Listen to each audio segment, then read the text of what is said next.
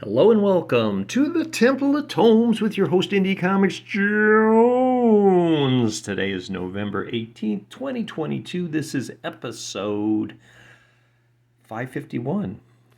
We're looking at Parker Girls today. This is issue number 2 coming out from Abstract Studios at a whopping $3.99. Of course, it's another Terry Moore book that I love Terry Moore, and this is a recommend.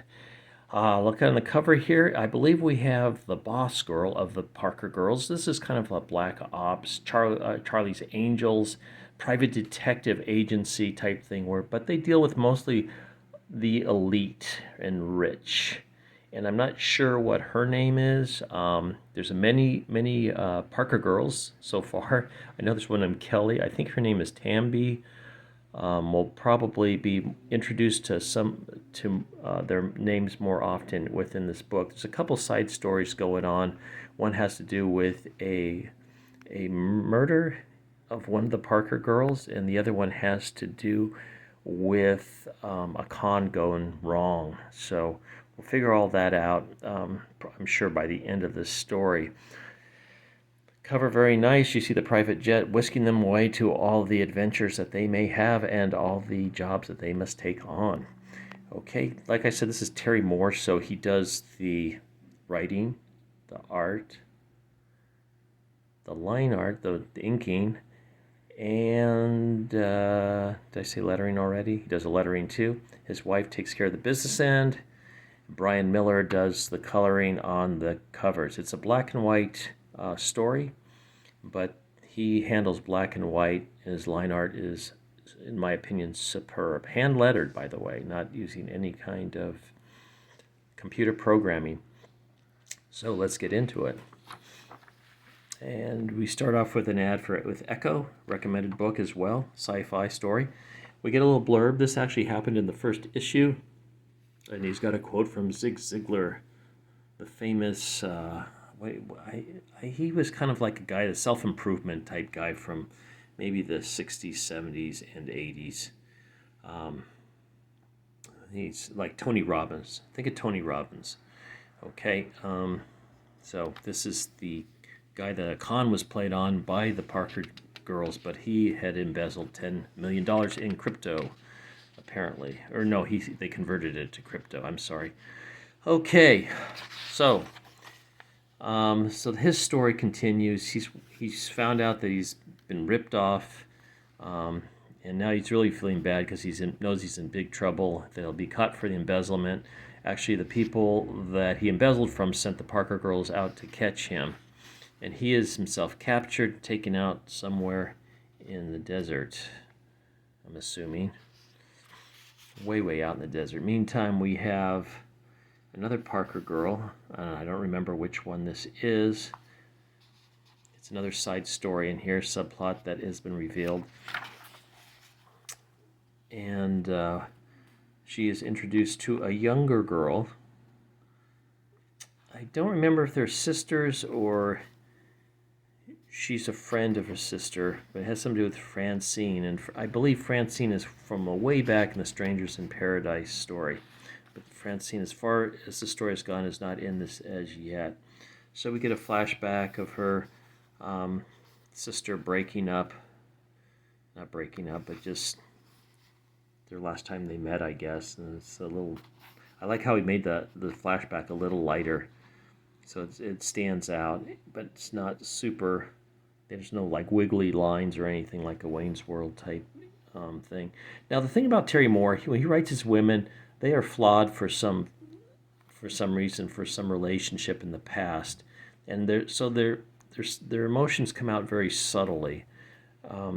Whereas the men, the way he's been writing men, at least lately, I'd say from at least Motor Girl on, the men are really one-dimensional. They're corrupt, or they're depraved, or they're weak, or they're ineffective. And that's their major flaw. They're kind of one-dimensional. But bouncing the women off with their depth, the women really show up They really come through and shine in this. So it's not just women are all great, yay. It's just we get to see them in a different light, in a different way. They are flawed, and it's shown in here. So they are going to find out what happened on the yacht. One of the Parker girls got killed in the last issue, and they are investigating the death. And here they're talking to. She died on the ocean, drowned, apparently fell overboard or something. So they're talking to the ship's captain of the yacht and kind of forcing him to do things. Now our friend who embezzled the money has been captured. He is tied up, and he meets this Mark Zuckerberg type character. You can see him down here. It says, I don't care about the money. He's filthy rich, but you were having an affair with my wife, and that's, doesn't stand. He's not going to stand for that. So what we find out is kind of he's just torturing the guy, and not going to kill him. But it turns out this tent that he's in is actually attached to a helicopter, and when the helicopter pulls away, the man finds himself naked in the middle of nowhere. He has no idea where he is, and that's the way this story ends for this chapter. So yes, it is a recommend. We get the cover of the first issue here. Next issue is going to look like this. Looks like we get a good shot of the boss, Tamby, and looks like she's done some harm to some limo driver or bodyguard or something, or henchman in the background there. So we have that to look forward to. Quick shout out for Serial that came out last year. Excellent. It's a 10-issue series. Now it's in the omnibus. Highly recommended. It's a sketchbook. I'm sure the sketches in it are awesome. He draws women beautifully. Motor Girl, also in the omnibus. It's about 10 issues. I didn't love the story as much, but I still recommended it. Well, I didn't think it was as strong as some of his other things. Rachel Rising is a 7 graphic novel combined into one omnibus. So I think it's like 42 issues or something like that, 40 issues or so. Awesome horror about witchcraft, prophecies, and things like that. Very, very neat ongoing story. And then, of course, his masterpiece from early on, Strangers in Paradise. There's 2 collected sets there, an omnibus there. 2,136 pages. So it's got the whole thing. So, Parker Girls #2 is in the bag. It is a recommend. So thank you for stopping by and watching my review of Parker Girls #2. As always, please like, please subscribe, please leave comments, and we'll see you next time at the Temple of Tomes. This is Indie Comics Jones bidding you adieu.